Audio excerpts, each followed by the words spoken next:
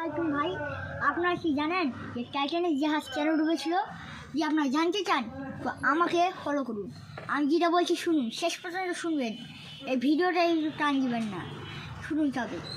ওই টাইটানিক জাহাজের যখন তৈরি হলো, সেই টাইটানিক জাহাজ তৈরি হওয়ার কিছুদিন পরেই একটা দুর্ঘটনা ঘটলো।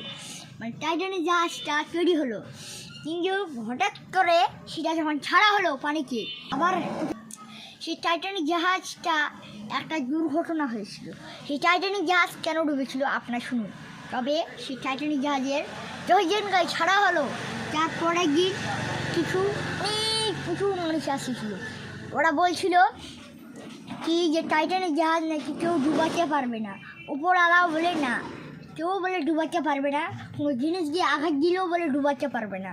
শোনা হয়েছিল কি যখন টাইটানিক জাহাজ যাচ্ছিল, তখন হঠাৎ করে একটা বরফের চূড়ার কাছে গিয়ে ধাক্কা খায়, যার কারণে টাইটানিক জাহাজের নিচেরটা একটু ফাটা যায়, যার কারণে ওখানকার সমস্ত মানুষ বেঁচে যায়। আর কিন্তু